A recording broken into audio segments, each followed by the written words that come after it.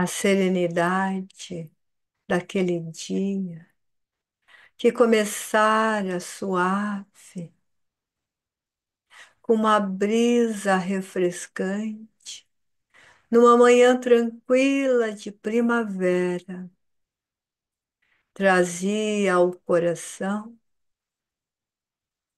a felicidade de estar naquele lugar, tanto tempo almejado que desejara conhecer quase toda a existência. Fizera uma longa viagem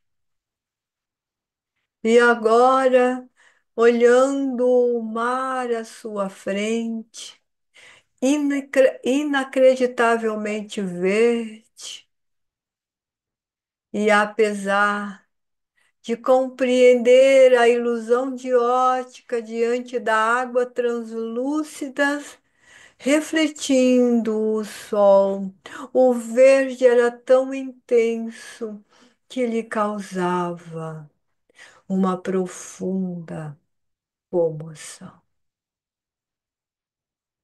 Olhara para a sua esquerda e via ao longe os montes outrora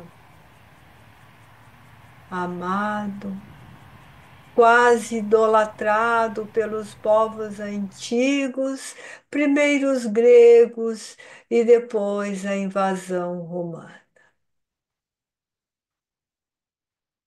Os templos aos deuses em ruínas e com seu mármore extremamente branco refletindo o sol da manhã, lhe dizia que aquela terra era a sua verdadeira casa. Refletindo sobre isso, sentia-se pequena menina caminhando alegremente, olhando de um lado para o outro, dispensando os guias e não se importando com o idioma estranho e ao mesmo tempo tão familiar que lhe chegava aos ouvidos. Como quisera conhecer esta terra, como desejara infinitamente conhecer este lugar, economizara praticamente a vida inteira para agora estar ali. Não viera para um dia, mas para muitos dias, já que nem comprara a passagem de volta. Tinha dinheiro suficiente e a sua previdência lhe manteria o tempo que quisesse naquele lugar tão espetacular, tão caro ao seu coração. Passara a vida toda trabalhando, economizando e dedicando-se ao objetivo. Não percebera que não dedicara a sua juventude para conhecer os moços, nem para dançar, nem para sair, menos ainda para namorar. Pensava sempre que isto atrapalharia os seus estudos e o seu objetivo de voltar para essa terra grega que o seu coração lhe clamava o tempo inteiro a volta. Os pais a batizara pelo nome de Helena e ela sempre dizia que era uma questão provavelmente atávica, porque ela, com certeza, era Helena, a heroína dos livros antigos e da Terra Amada.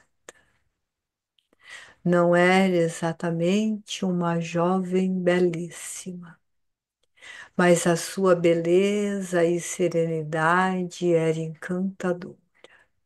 O corpo alto e esguio, e os cabelos aloirados como mel no cair da tarde, e a íris dos olhos que enganavam a multidão a mudar de cor entre a preocupação e a serenidade. Sempre muito escuro quando a mente estava esturva e claro, verde como o mar que tinha à sua frente, nos dias tranquilos e serenos. O nariz reto, a sobrancelha erguida e arqueada, os lábios bem feitos e os dentes perfeitos. Parecia sempre as matronas de mármore que a história descrevia. Os jovens enamorava-se dela, mas ela não tinha tempo para isto. Precisava, necessitava cumprir o seu objetivo, economizar o dinheiro e um dia voltar para sua terra lá. O tempo passou. Estudou, se formou, criou carreira, construiu a sua vida. Os seus antecedentes foram partindo. E na madureza descobriu-se que não tinha mais nenhum parente, nenhuma parentela, nenhum familiar perto vivo. Estava só. Não tinha mais nenhum ritual e nenhuma honra a cumprir. Cuidara do pai e da mãe, cuidara dos avós, cuidara dos tios. E como era filha única, não tinha marido e nem filhos para cuidar. Estava livre, sem amarras. Agora poderia voltar. E começou os preparativos. A economia. Entrar na reta final de seu trabalho para a aposentadoria. Previdência acariciada e montada em dois esquemas. Uma de contribuição e a segunda de previdência particular, porque desejava uma vida melhor. Vender a casa, os bens dos pais, vender o carro, o passaporte, o visto e a viagem. Do primeiro plano a até pisar nesta terra sagrada ao seu coração. Passara da madureza e entrando no outono da vida, já próximo do inverno, elegantemente caminha pelas ruas. Senta pro lado de fora de um café. O moço gentil lhe traz o menu,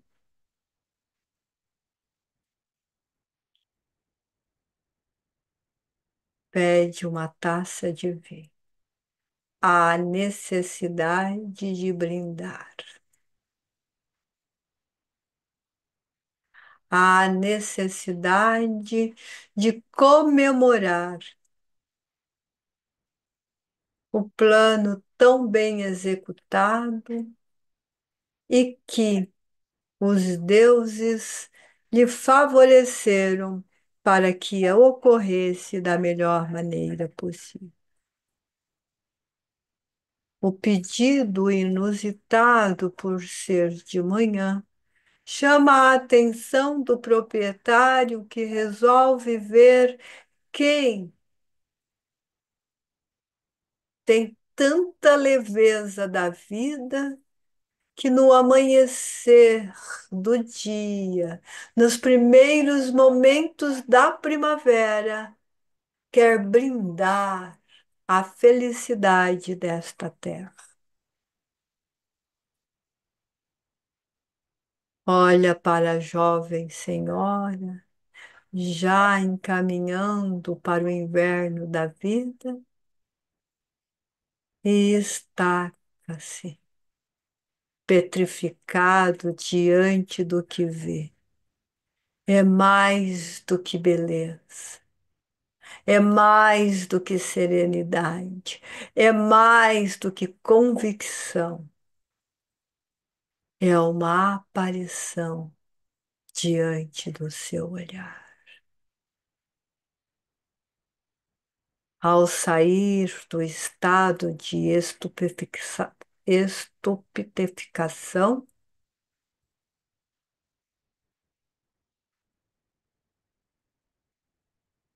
chega para a mulher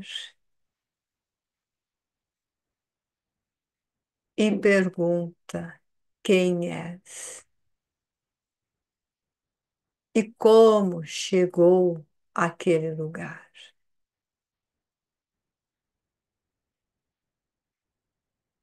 Ela olha espantada por compreender-lhes a palavra com clareza.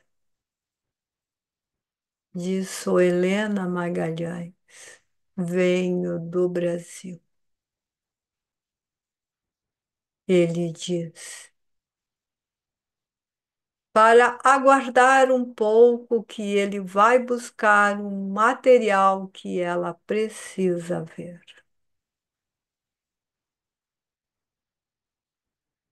Quando o jovem volta, pede perdão por não ter lhe dito que se chamava Helena.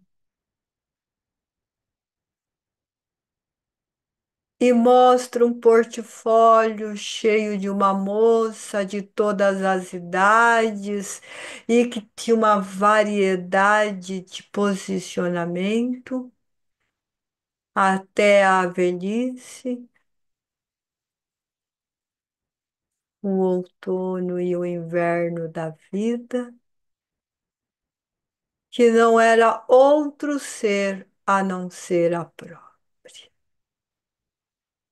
E ele diz: desde a minha juventude, que retrato anonimamente a jovem que possui os meus sonhos e o meu coração, aguardando que chegasse o momento de minha aventura e estivesse diante do meu olhar a mulher da minha vida.